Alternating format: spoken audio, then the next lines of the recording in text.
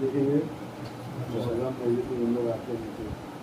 کہ خود کو پہلے کرو تیار محرم کے لیے، خود کو پہلے کرو تیار محرم کے لیے، تب کرو پھر کوئی گفتار محرم کے لیے، تب کرو پھر کوئی گفتار محرم کے لیے، تو ہو زباں میسم تمار محرم کے لیے، ہو زباں میسم تمار محرم کے لیے، بن کے نکلو ذرا مختار محرم کے لیے، بن کے نکلو ذرا مختار محرم کے لیے، تو ظلم ہوتے ہیں تو ظالم کی حمایت نہ کرو، ظلم ہوتے ہیں تو ظالم کی حمایت نہ کرو، وہ حسینی تو ہمیشہ میں سیاست نہ کرو، وہ حسینی تو ہمیشہ میں سیاست نہ کرو، شمشیر سے نیزے سے نہ خنجر سے ملا ہے، اسلام تو اخلاق پیمبر سے ملا ہے، تاعمر دعا ماں کے لیے کرتا رہوں گا، تاعمر دعا ماں کے لیے کرتا رہوں گا، عشق شہ والا مجھے مادر سے ملا ہے، عشق شہ والا مجھے مادر سے ملا ہے، آفت میں مصیبت میں بلاؤں میں ستم میں، آفت میں مصیبت میں بلاؤں میں ستم میں، ہنسنے کا سلیقہ مجھے اصغر سے ملا ہے، ہنسنے کا سلیقہ مجھے اصغر سے۔ بہت بلند نعرے سلوات، اللہم صل علی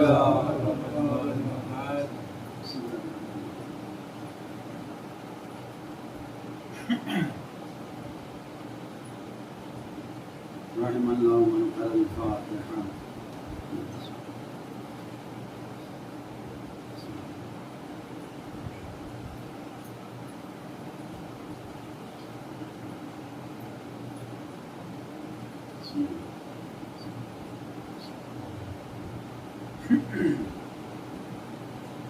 لا حول ولا قوة إلا بالله العلي العظيم، أعوذ بالله من الشيطان الرجيم، بسم الله الرحمن الرحيم،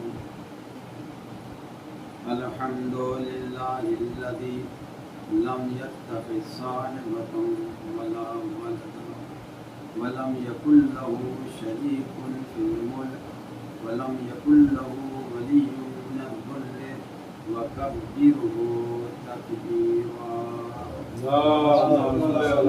محمد وآل محمد، والصلاة والسلام على أشرف الأنبياء والمرسلين وخاتم النبيين وسيد الأولين والآخرين، محب الفقراء والغرباء والمساكين، ورحمة للعالمين، النبي المؤيد والرسول المسدد أبي القاسم محمد، اللهم صل على محمد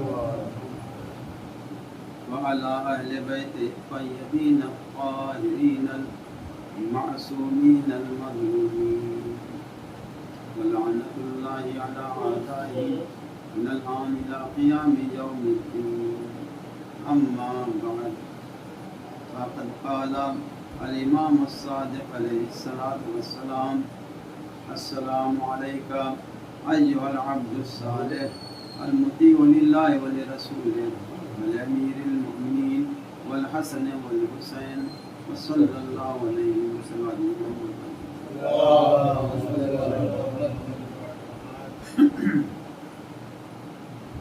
سلسلہ گفتگو باب الروایت حضرت ابو بکر عباس علیہ السلام،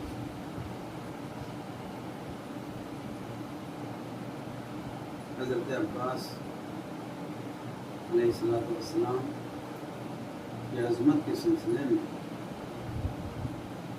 ان کی فضیلت کے سلسلے میں کئی معصومین کے اقوال موجود ہیں۔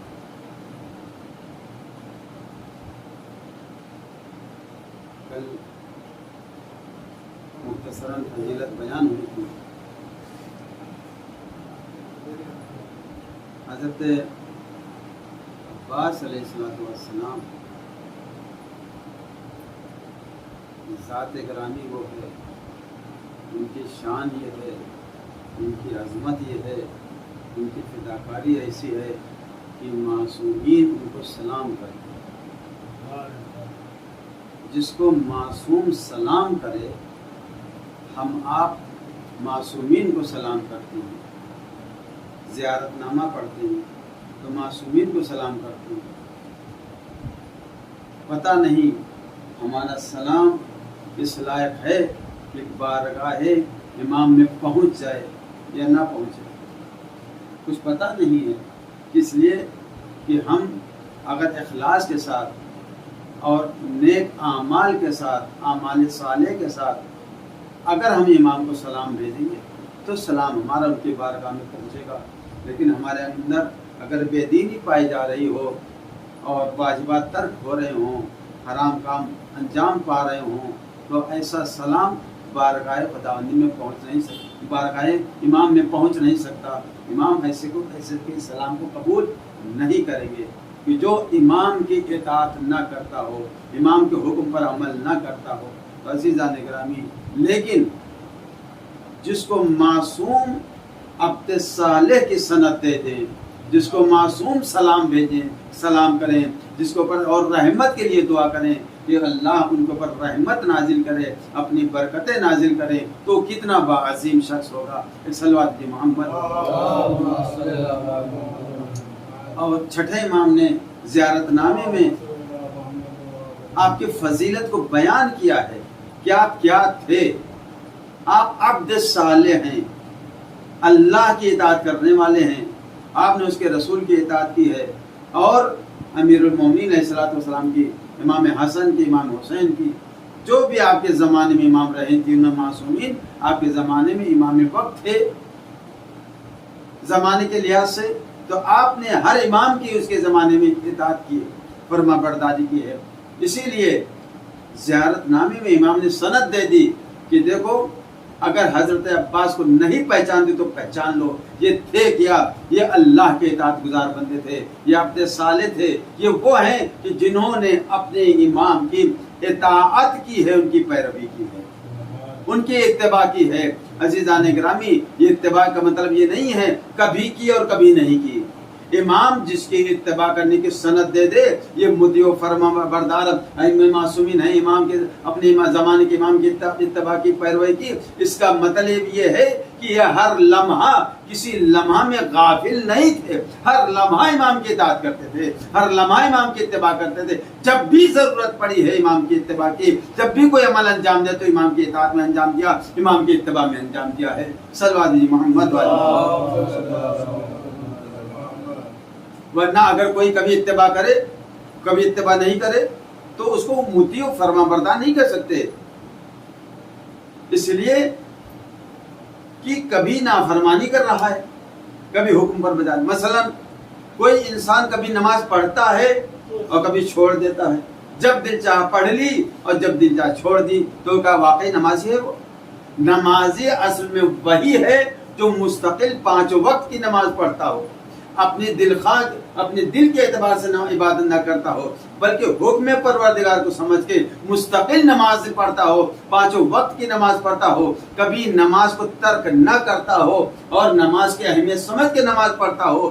اگر مستقل نمازی ہے تو نمازی کہا جائے گا، ورنہ جو کبھی نماز پڑھے اور کبھی نہ پڑھے تو ایسے کی نماز بھی اس کے منہ پر مار دی جاتی ہے، اس کو نمازی کہنے کا حق نہیں، کوئی کہہ نہیں سکتا نمازی، اگر نمازی کہے گا بھی تو صحیح نہیں ہے۔ اس لیے نمازی وہی ہے جو مستقل نماز پڑھتا ہو، تو ایسے ہی جو مستقل اطاعت کرتا ہو اسی کو مطیع و فرما بردار کہیں گے۔ معصومین جس کو کہیں کہ یہ اللہ کے اطاعت گزار ہے، یہ رسول کا اطاعت گزار ہے، معصومین کا اطاعت گزار ہے، معصومین کی اتباع کرنے والا ہے، تو اس کا مطلب یہ ہے اس کا ہر لمحہ امام کی اطاعت میں، ہر لمحہ اس کے رسول کی اطاعت میں، ہر لمحہ اس کے خدا کی اطاعت میں گزرا ہے۔ ایک صلوات دیجیے محمد۔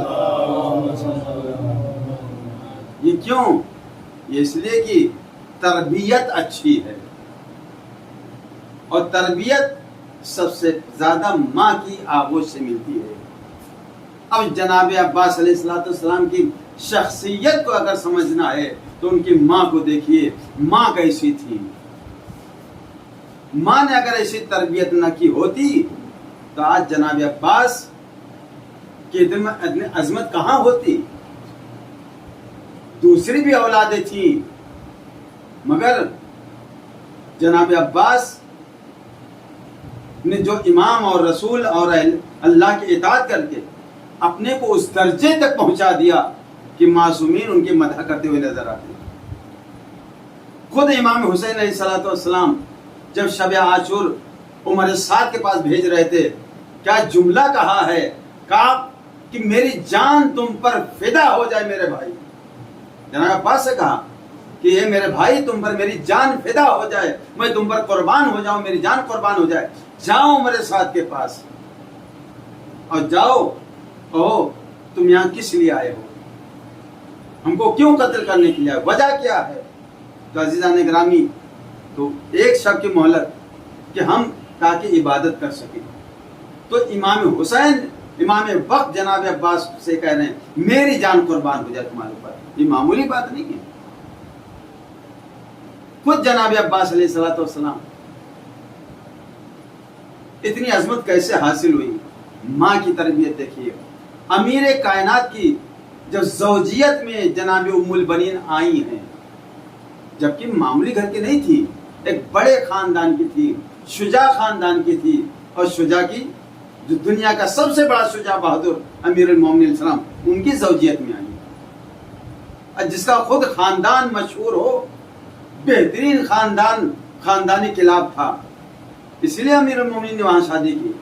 بہادر خاندان تھا، جناب عقیل سے مشورہ لیا، اس پہ بحث نہیں کرنا کہ اپنے بھائی سے مشورہ کیوں لیا، خود امام وقت تھے، خود امام کو معلوم اپنے علم امامت سے بھی یہ اپنے پیغام دے سکتے تھے کہ فلاں خاندان میں فلاں لڑکی ساتھ میرا رشتہ کرا دو، جاؤ تم پیغام لے کے جاؤ۔ لیکن جناب عقیل سے مشورہ لیا ہے، کیوں؟ جناب عقیل نساب تھے، نسب کو پہچانتے تھے، تو مولا کائنات نے اپنے بھائی عقیل سے یہ مشورہ کر کے یہ لوگوں تک پیغام پہنچایا ہے۔ دیکھو، جو جس چیز میں مہارت حاصل رکھتا ہو، مہارت رکھتا ہو، جو جس علم میں ماہر ہو، اس سے اس کا مشورہ کرو، اس سلسلے میں سے مشورہ کرو، کسی ایرے غیرے کے پاس مت جاؤ۔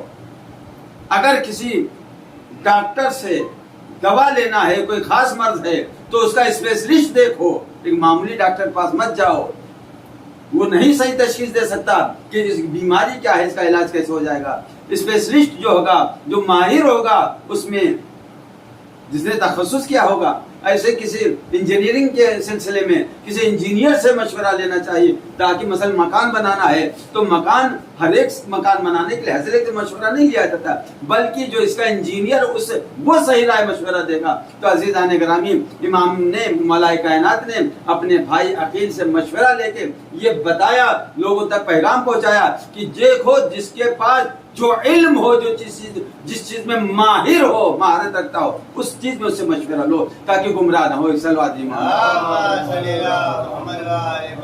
تاکہ تمہارا صحیح کام ہو سکے۔ تو عزیزان گرامی، جناب ام البنین جیسے خاتون کائنات میں مل نہیں سکتی،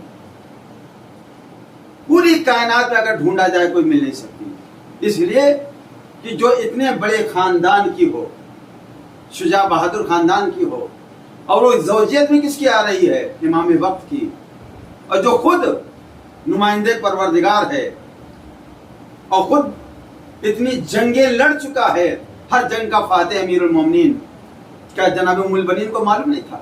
تو ان کو فخر کرنا چاہیے، میں کس کی زوجیت میں جا رہا ہوں، جو کائنات کا سب سے بڑا شجاع بہادر ہے، جس کے علم کی کوئی انتہا نہیں ہے، جو سلونی کا دعویٰ کرتا ہوا نظر آتا ہے، میں اس کی زوجیت میں جا رہی ہوں۔ ہمارے یہاں ماحول کیا ہے کہ اگر کوئی شخص دوسری شادی کر لیتا ہے، پہلی بھی مر جاتی ہے، اس سے اگر بچے ہوتے ہیں تو دوسری زوجہ جو آتی ہے، اور اگر صاحب منصب ہو اس کا شوہر، تو اس کے دماغ اور زیادہ اونچے ہو جاتے ہیں، وہ دوسری عورت کے بچوں کو، جبکہ اسی کے شوہر کے بچے ہوتے ہیں، اہمیت نہیں دیتی ہیں، اور یہاں تک کہ ان سے اپنے بچے جو ہو جاتے ہیں، اپنے بچوں سے زیادہ دوسری عورت کے بچے سے کام زیادہ لیے جاتے ہیں، اور روب الگ ڈالا جاتا ہے، شکایتیں الگ شوہر سے ہوتی ہیں۔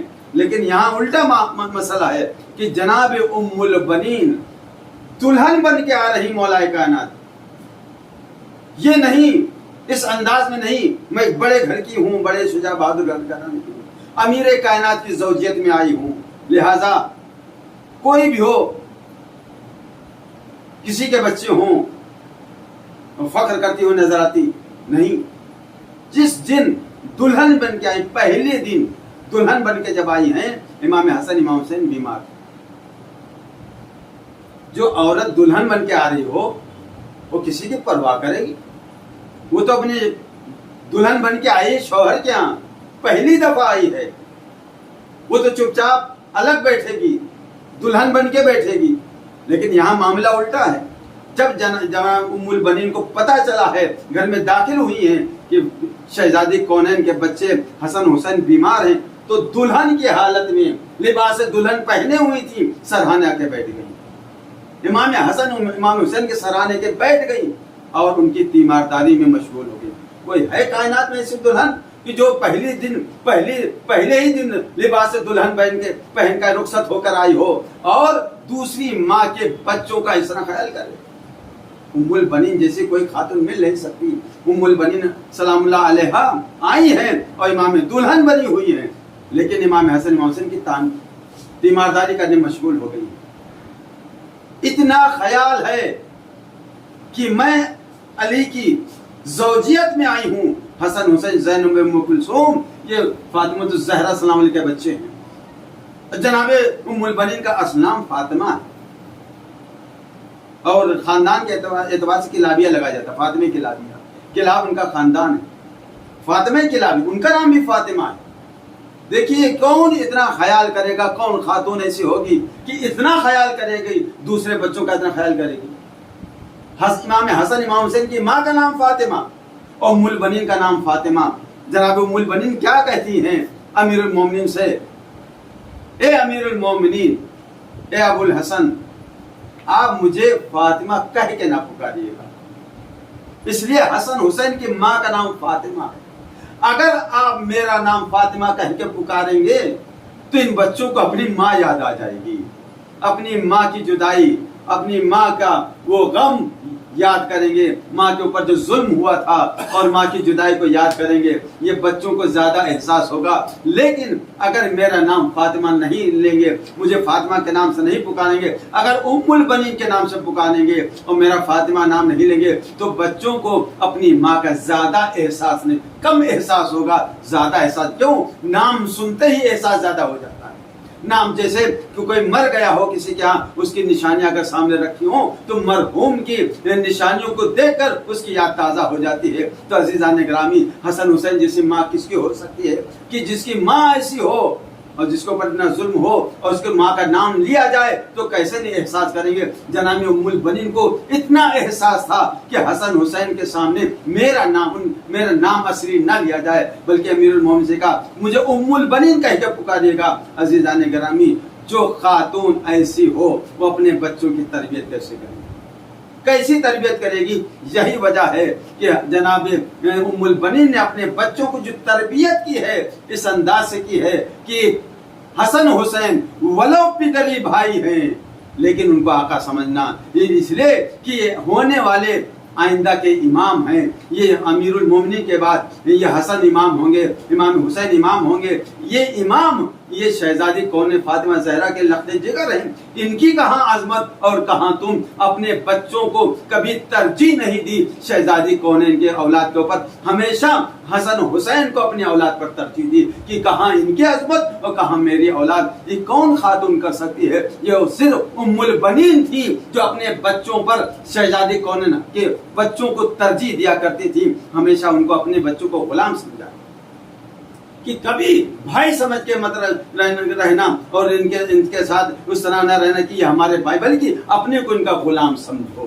عزیزان گرامی یہی وجہ ہے کہ جناب عباس بچپن ہی سے جناب عباس امام حسن امام حسین کے اطاعت کرتے ہوئے نظر آتے ہیں، ان کے حکم کی فرمان برداری کرتے ہوئے نظر آتے ہیں، امیر المومنین کی اطاعت اور فرمان برداری کرتے ہوئے نظر آتے ہیں۔ اسی لیے امام نے سلام بھیجا ہے کہ سلام ہو اس کے اوپر جو امیر المومنین کی اطاعت کرتا ہو، جو حسن حسین کی جس نے اطاعت کی ہو۔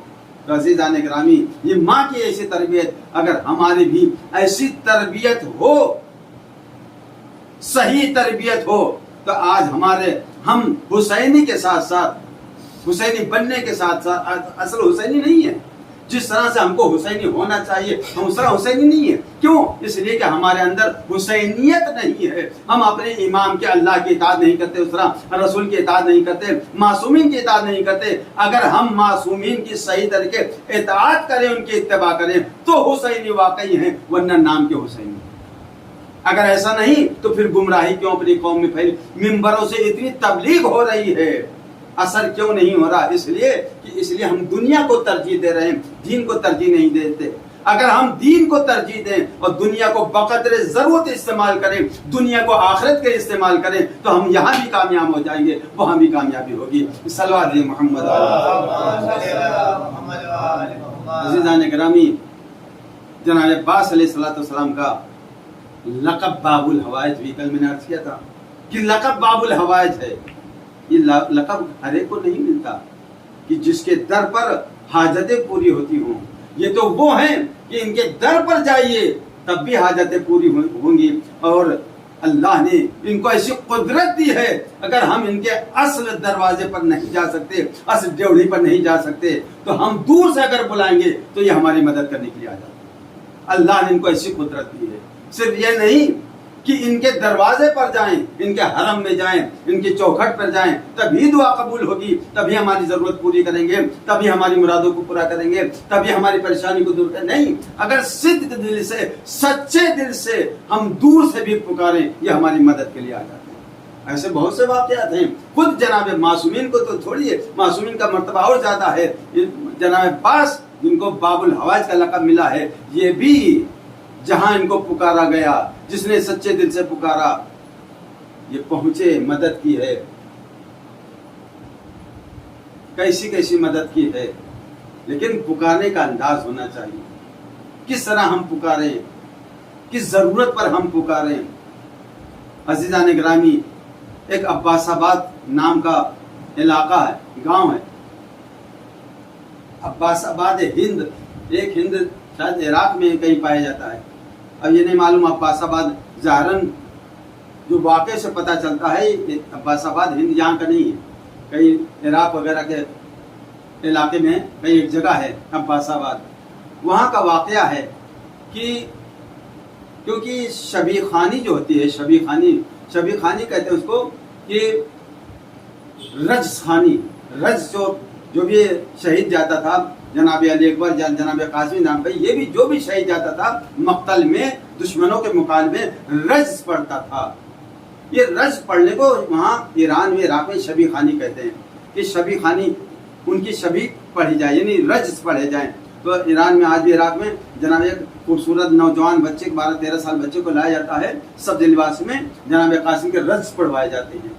ایسے جناب عباس کی شبی خانی نے، جناب عباس نے جو رجز پڑھے تھے دشمنوں کے مقابلے میں، تو وہ رجز پڑھنے کے لیے ایک لہیم شہیم قد آور انسان ڈھونڈا جاتا تھا، خوبصورت انسان ڈھونڈا جاتا تھا۔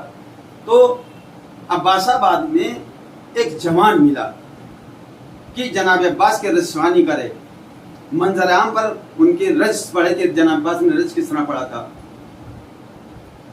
تو ایک نوجوان خوبصورت ملا، اتفاق سے یہ تھا کہ اس کا باپ جو دشمن اہل بیت تھا، کٹر دشمن اہل بیت، تو لوگوں نے اس سے کہا کہ آپ کو رجز خوانی کرنی ہے۔ وہ جوان خوش ہو گیا۔ اس سے اندازہ ہوتا ہے کہ باپ دشمن تھا لیکن یہ خود محب اہل بیت تھا، تبھی خوش ہو گیا۔ تو رجز خوانی کے لیے، جناب عباس کی رجز خوانی کے لیے اس کو جب وہ آمادہ کیا گیا، وہ تیار ہو گیا، گھر میں خوشی خوشی آتا ہے، اپنے باپ سے کہتا ہے کہ شبی خانی کے لیے کہ جناب عباس علیہ السلام نے جو رجز پڑھا تھا اس کے لیے مجھے انتخاب کیا گیا ہے۔ کہا اچھا تم رجز خانی کے لیے جاؤ گے، تم کو عباس سے محبت ہے؟ کہا ہاں۔ کہا ان کے ہاتھ کٹ گئے تھے؟ کہا ہاں۔ کہا ٹھیک ہے، انہی کی محبت میں تمہارے دونوں ہاتھوں کاٹ دیتا ہوں۔ ایسا کٹر دشمن ظالم باپ اپنے جوان بیٹے کے دونوں ہاتھ کاٹ دیتا ہے جناب عباس کی محبت میں، کہ تمہارے اندر عباس کی محبت ہے۔ اس کے بعد اس کی ماں آگے بڑھتی ہے، اس کے بعد شوہر سے کہتی ہے تم کو شہزادی حضرت زہرا سے شرم نہیں آتی، حیا نہیں آتی؟ تم نے ان کے نام پر اپنے بیٹے کے ہاتھ کاٹ دیے۔ کہا اچھا تم بھی فاطمہ زہرا سے محبت کرتی ہو تو تمہاری بھی زبان کاٹ دیتا ہوں۔ بیٹے کے دونوں ہاتھ کاٹ دیے اور زوجہ کی زبان کاٹ دی اور گھر سے باہر نکال دیا، کہ جاؤ عباس سے میری شکایت کرنے جاؤ۔ ایسا ظالم باپ تھا، ظالم شوہر تھا۔ ماں بیٹوں کو گھر سے نکال دیا۔ اب یہ آئے حسینیہ میں آئے اور منبر کے پاس ماں بیٹے بیٹھ گئے، گڑ گڑانے لگے، مولا سے دعا مانگی، مولا ہماری مدد کیجیے۔ روایت کہتی ہے کہ سحر کا وقت ہوا، اذان صبح سے پہلے سحر کا وقت ہوا تو وہ خاتون کہتی ہے کہ چند بیویاں آئیں، بڑی محترم اور نورانی شخصیت والی چند بیویاں آئی ہیں۔ ان میں سے ایک آگے بڑھی اور اپنا لعاب دہن میری زبان پر لگایا، میری زبان ٹھیک ہو گئی، صحیح سالم ہو گئی۔ تو جب وہ چلنے لگی تو میں نے ان کے دامن کو پکڑ لیا، بی بی آپ ہیں کون؟ کہا میں تمہارے رسول کی بیٹی فاطمہ الزہرا ہوں۔ تو جناب فاطمہ زہرا سلام جب چلنے لگی اس عورت نے دامن پکڑے، بی بی میرے بچے کے دونوں ہاتھ کٹے ہوئے ہیں، اس کو بھی شفا دے دی، اس کی بھی مدد کیجیے۔ کہا نہیں، اس کا صاحب کوئی موجود ہے، اس کا آقا کوئی موجود ہے، اس کی مدد کرنے والا کوئی موجود ہے۔ عزیزان گرامی، ادھر شہزادی کا جانا ہوا، ادھر وہ ماں اپنے بیٹے کے پاس آتی ہے، کیا دیکھتی ہے کہ بیٹا صحیح و سالم ہے، اس کے دونوں ہاتھ جڑے ہوئے ہیں۔ بیٹا کیا ہوا؟ کہا مادر گرامی میں غنودگی میں تھا، ایک دم سے کوئی آیا، ایک سوار آیا، نورانی سوار آیا، بڑا خوبصورت، اس نے میرے ہاتھوں کو جوڑ دیا۔ ہاتھ جوڑنے کے بعد میں نے پوچھا آپ کون ہیں؟ انہوں نے اپنا نام بتایا۔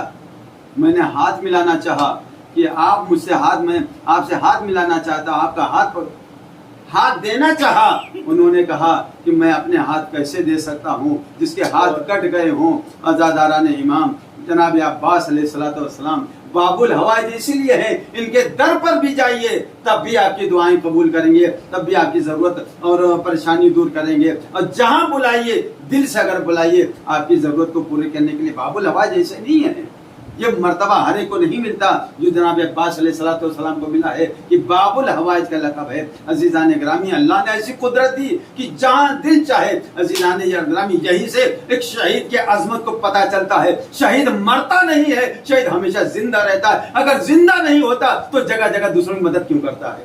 ایک صلوات دی محمد۔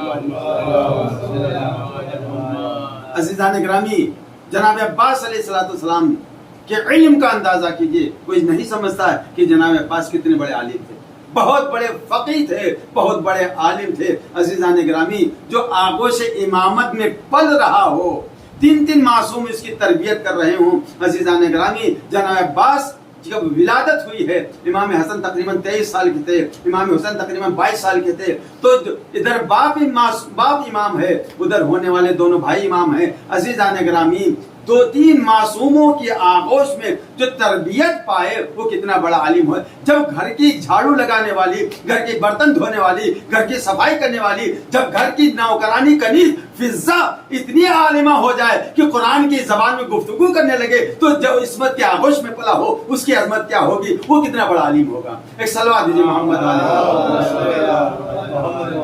جو عصمت کے آغوش میں پلا ہو، جو گھر کی کنیز ہو، وہ قرآن کی زبان میں گفتگو کرے، جو عصمت کے آغوش میں پلا ہو وہ کتنا بڑا عالم ہوگا۔ عزیزان گرامی، آپ بچپن ہی سے دیکھ لیے رواج میں ملتا ہے کہ جناب عباس کو بچپن میں ایسا علم سکھایا گیا جیسے کبوتر اپنے بچے کو دانہ چگاتا ہے، کھانا دیتا ہے، کھانا چگاتا ہے، ایسا ہی جناب عباس کو علم بچپن میں دیا گیا ہے۔ سنا ہوا ہے کہ مولا کائنات نے جب پوچھا بیٹا یہ بتاؤ، بیٹا کہو ایک، تو کہہ دیا ایک۔ اس کے بعد جب امیر المومنین کہا کہو بیٹا دو، تو دو نہیں کہا۔ اللہ کا شکر ہے کہ ہمارے یہاں جو ہے ایک کے بعد 5 کہلوایا جاتا، 2 نہیں کہلوایا جاتا، ایک کے بعد 2 نہیں کہلوایا جاتا۔ تو ہمارے یہاں ہم آپ تو ایسے ہیں، ہمارے بچے ایسے ہیں، ایک کے بعد چاہے 2 3 کتنے میں کہلواتے ہیں کہتے چلے جائیں گے۔ وہ تو اللہ کا شکر ہے کہ ہمارے بچوں کو سب سے پہلے 1، اس کے بعد 5، پھر 12، پھر 14 کی گنتی سکھائی جاتی ہے۔ لیکن جناب عباس وہ ہیں کہ جو 1 کہنے بعد 2 نہیں کہہ رہے ہیں۔ ہم کیا ہیں، وہ کیا ہیں، ہم سے جو کہلوایا جائے ہم کہہ دیتے ہیں، لیکن وہ بچے ضرور ہیں لیکن معرفت پروردگار رکھتے ہیں۔ 1 بچپنے میں کہا تو سن 61 ہجری میں اسی 1 کی توحید کو بچانے کے لیے نصرت امام حسین کے لیے کربلا میں جان دی تھی۔ جس کو بچپن میں جس زبان سے کہا 1 تو کہا بابا 2 نہیں کہہ سکتے۔ اسی توحید کو بچانے کے لیے جناب عباس ساتھ ہیں، ہر لمحہ امام کے ساتھ ہیں۔ ایسی قربانی کون دے سکتا ہے؟ جیسے ہر ایک پر ظلم ہوا ہے کربلا میں، لیکن جناب عباس کے پر جو ظلم ہوا ہے کتنا بڑا ظلم ہوا ہے۔ عزادارو، جناب عباس کی وجود سے کسی کو اہل حرم میں کسی کو خوف نہیں۔ دشمن 30,000 کی تعداد میں تھے، سامنے 30,000 کا لشکر تھا، لیکن دہشت وحشت اتنی ان کے دلوں میں اتنی بھری ہوئی تھی کہ جب تک حضرت عباس تھے کسی میں جرأت نہ تھی کہ خیمے کے پاس آ جائے، خیمے میں آگ لگا دے، کسی کو کوئی تکلیف پہنچا دے۔ عزیزان گرامی، ہر ایک کو ڈھارس تھی حضرت عباس۔ آپ دیکھیں کہ جب تک جناب عباس زندہ تھے دشمن ڈر میں تھا، خوف میں تھا، لیکن جناب عباس کی شہادت کے بعد دشمن کتنا جری ہو گیا۔ اس سے پہلے جب تک وہ زندہ تھے کسی میں ہمت نہیں تھی، جبکہ 30,000 کا لشکر تھا، 1 اکیلا اتنا شجاع بہادر، اس سے اتنا ڈر و خوف تھا، دشمن آگے بڑھ نہیں سکا۔ لیکن شہادت جناب عباس کے بعد اہل حرم پر کیا کیا ظلم ہوئے۔ ارے اس سے آپ دیکھیں کہ امام حسین بھی جب تک جناب عباس زندہ تھے امام حسین کے تن پر سر موجود تھا، زینب کے سر پر چادر موجود تھی، سکینہ کے کانوں میں گوشوارے تھے، لیکن جناب عباس کی شہادت کے بعد حسین کے سر و تن میں جدائی ہو گئی، حسین کی لاش پامال کر دی۔ وہی دشمن جو ابھی دور دور تک دکھائی دیتے تھے، وہی دشمن اتنے جری ہو گئے کہ اب وہ شام غریبہ میں خیموں میں آ جاتے ہیں، لوٹ مار کرتے ہیں، مال و اسباب لوٹ لیتے ہیں، خیموں میں آگ لگاتے ہیں۔ وہی ظالم جس زینب کے سر پر عصر عاشور تک چادر تھی، وہی ظالم اب نو کے نیزہ سے سروں سے چادریں چھین رہے ہیں، کوئی تماچے مار رہا ہے، کوئی گوشوارے چھین رہا ہے۔ عزادارو، یہاں تک کہ جب خیمے جلنے لگے، ایک خیمے میں سید سجاد تھے، ظالموں نے ان پر بھی رحم نہیں کیا، جبکہ معلوم تھا یہ بیمار ہیں، اٹھنے بیٹھنے کی طاقت نہیں ہے۔ ان کے نیچے سے ایسا بستر چھینا کہ آپ بستر سے زمین پر منہ کے بل گر گئے۔ عزادار ہو، سید سجاد پر اتنا ظلم ہوا، خیمے جل رہے تھے، کوئی نہ تھا کہ جو سید سجاد کو خیمے سے نکالتا، لیکن ایک بی بی زینب کبھی خیمے سے اندر جاتی ہے، کبھی خیمے سے باہر آتی ہے، سید سجاد کو اپنی پشت کے اوپر لے کر آتی ہے۔ اے عزادارو، جب تک عباس زندہ تھے یہ سب کوئی ظلم نہ ہوئے تھے، لیکن حضرت عباس کی شہادت کے بعد خیمے بھی جل گئے، چادریں بھی لوٹی گئی، مال و اسباب لوٹ لیا گیا، یہاں تک کہ 11 محرم کو اہل حرم کو اسیر کر کے دیار بدیار پھرایا گیا۔ وَسَيَعْلَمُ الَّذِينَ ظَلَمُوا أَيَّ مُنقَلَبٍ يَنقَلِبُونَ أَلَا لَعْنَةُ اللَّهِ عَلَى الْقَوْمِ الظَّالِمِينَ۔ پروردگارا، ہمارے محمد والے محمد علیہ السلام ہماری مختصر سی عبادت کو قبول فرما، بارے لہا ہم سب کو توفیق عطا فرما کہ ہم اللہ اور رسول کی اطاعت کر سکیں، اہل بیت کی اتباع کر سکیں، ان کی اطاعت کر سکیں۔ بار الہام دنیا میں جہاں جہاں شیعان اہل بیت ہیں ان سب کے جان مال عزت آبرو ناموس کی حفاظت فرما۔ بار الہام ہم سب کے گناہ کبیرہ صغیرہ کو بخش دے، ہم سب کے مرحومین کی مغفرت فرما، بالخصوص صاحب خانہ کی مرحومین کی مغفرت فرما۔ بار الہام ہم سب کی عاقبت بخیر فرما۔ بار الہام ہم سب کو قرآن اہل بیت کی صحیح معرفت حاصل کرنے کی توفیق عطا فرما، ہم سب کو سیرت اہل بیت سے چلنے کی توفیق عطا فرما۔ بار الہام جتنے دشمنان اسلام، دشمنان اہل بیت، دشمنان اعضاء ہیں جو قابل ہدایت ہیں، ان سب کو امریکہ، اسرائیل، آل سعود کو، RSS کو، ظالم حکمرانوں کو ذلت و خواری کے ساتھ نیست و نابود کر دے۔ بار الہام تمام مقامات مقدسہ کی حفاظت فرما، پرچم اسلام کو سربلندی عطا فرما، پرچم کفر و نفاق کو سرنگو کر دے، تمام علماء کرام، مراجع کرام کی حفاظت فرما، تمام مقامات مقدسہ کی حفاظت فرما۔ بار الہام منجی عالم بشریت حضرت حجت کے ظہور میں تعجیل فرما، ہم سب کو ان کے ناصروں میں قرار دے۔ ربنا تقبل منا انک انت السمیع العلیم۔ آپ حضرات سے گزارش ہے ایک بار سورہ حمد 3 بار سورہ توحید کی تلاوت فرما کر سید محمد اکبر ابن سید محمد اظہر اکبر اصغر، سید محمد اکبر ابن سید محمد اصغر اور سیدہ بانو بنت سجاد حسین۔